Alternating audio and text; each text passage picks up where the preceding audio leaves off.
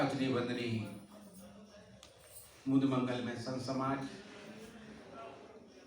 सत्संग प्रेमी सज्जनों, साध्वी बहनों, श्रद्धामूर्ति माताओं, आज हम सब श्री कबीर मंदिर नागगिरी बुरहानपुर के 8वें आचार्य सदगुरु रामस्वरूप साहिब जी की 27वीं पुण्यतिथि के अवसर पर यहाँ पर उपस्थित हैं। अभी हम सब संत महापुरुषों के आशीर्वचन श्रवण कर रहे थे। संचालक महोदय संत श्री शिवम साहिब जी मुझे भी सेवा करने के लिए अवसर दिए, उसके लिए उनको प्रेवाड़ साहेब बंदगी।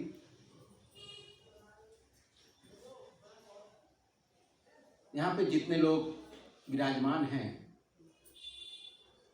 उनमें से अधिकांश लोग सदगुरु श्री साहिब जी के दर्शन किए हैं। श्री साहिब जी महान प्रतिभा के धनी थे। जो ना दर्शन किए हों उनके ग्रंथों का अवलोकन करके इस बात को जान सकते थे कि श्री साहिब जी के भीतर कितनी प्रतिभा थी। श्री साहिब जी एक निर्भीक संत थे। साहिब जी के भीतर साधुगुरु के प्रति कूट कूट के श्रद्धा भरी थी। साहिब जी अपना पूरा जीवन 76 वर्ष का बिताया।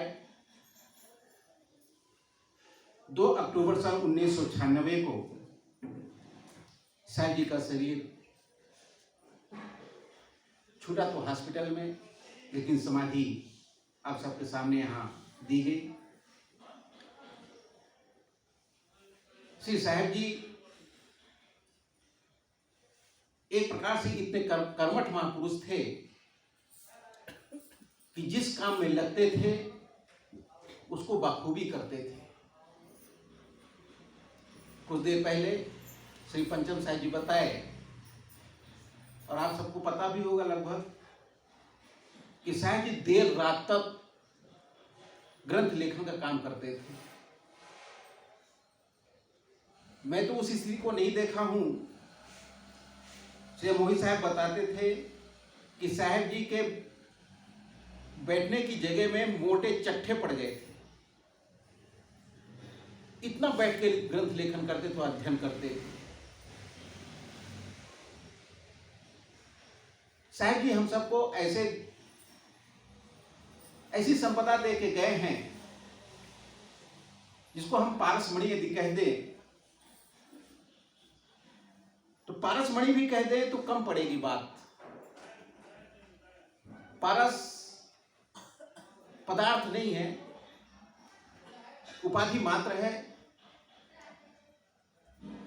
क्योंकि वो अगर पदार्थ होता तो लोहा को छुआने पर वो सोना बन जाता, तो सोना की कोई कीमत होती है।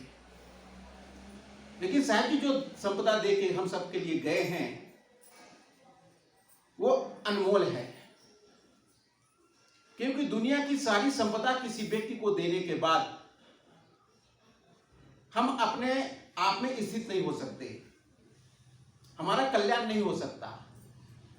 लेकिन साहब की दी हुई जो निधि है वो है पारक सिद्धांत, जो गुरु परंपरा से उनको मिली थी, और उसका प्रतिपादन सदगुरु कबीर श्री रामस्वरूप साहिब जी ग्रंथ के रूप में दे करके गए हैं। अब हम अपने लोहे जैसे अंतःकरण में पारसमणि जैसे उनका ज्ञान अगर स्पर्श नहीं कराते कि हमारी कमी है। अगर हम ऐसा कर लेते हैं तो जाने को हमारा जीवन उद्धार निश्चित है। तो श्री साहिब जी एक ऐसे महापुरुष जिनके लिए हमारे शब्द कम पड़ रहे हैं, साहब जी की सेवा करने का मुझे भी अवसर मिला। साहब जी का व्यवहार इतना सुंदर था, इतना पवित्र था। साहब का चलना, साहब का बोलना, साहब जी के भोजन करने की जो तरकीब थी एकदम विलक्षण थी। मैं तो देखता हूं कि महात्मा लोग, भगतों की तो बातें छोड़ो, महात्मा लोग भोजन करते पूरे थाली में फैला के और पूरे ऐसा मचा देते हैं जैसे गाय को भोजन दिया गया हो। लेकिन साहब जी भोजन ऐसा करते थे कि ऐसा लगता नहीं था कि साहब थाली में भोजन कर लिए, कटोरी में भोजन कर चुके हैं। ऐसे चलते थे, कोई खड़ाऊ की आवाज नहीं आती थी। आज तो महात्मा नल खोलते हैं, बाल्टी में धर्म से पानी, चाहे सबकी नींद भले बर्बाद हो जाए, चलेंगे ऐसा खटखट कर, सबकी नींद भले टूट जाए, कोई परवाह नहीं। लेकिन साहब जी का चलना, साहब अगर साहब जी को नहलाते समय मेरा लोटा बर्तन में टकरा जाता तो मुझे बहुत डांटते थे। उल्लू आदमी समझता तो है नहीं, ढम ढुम ठक ठुक बजाता रहे, एक बार आवाज आ जाए तो साहब जी की कृपा से बात को मैं जाना कि कैसे बर्तन रखना, कैसे बाल्टी का हैंडल छोड़ना, कैसे चलना, कैसे नल खोलना, आवाज आनी चाहिए कि नहीं आनी चाहिए, ये मुझे पता चला। तो साहब जी का जीवन इतना पवित्र था, इतना सुंदर था। और साहब जी तो मेरे ऊपर विशेष कृपा किए, जो आज के सामने मैं बैठा हूँ। साहब जी कृपा न की होते पता नहीं मैं कहाँ भटक गया होता। लेकिन साहब जी की कृपा हमारे ऊपर बहुत बड़ी है। ठीक उस प्रकार जैसे कोई तैराक मम्मी पापा हो जो पानी में तैरना जानते हो, तो अपने छोटे शिशु को 4 साल 5 साल या 3 साल के बच्चे को पानी में फेंक देते हैं। तो पानी में जब फेंक देते हैं तो बच्चा हाथ पैर चलाता है। अगर वो चलाता है तो कोई बात नहीं, माता पिता निश्चिंत होकर किनारे में बैठे होते हैं। लेकिन जब वो डूबने लगता है तो मम्मी पापा दौड़ करके कूद करके पानी में अपने बच्चे को पकड़ लेते हैं। तो साहब भी हम पर ऐसी ही कृपा की तो मुझे हाथ पैर चलाना आ गया और आज आपके सामने मैं हूँ। अब बहुत बात तो मैं नहीं कह पाऊंगा, साहब लोग कहेंगे क्योंकि समय थोड़ा है, साहब लोग बातों को सुनना है।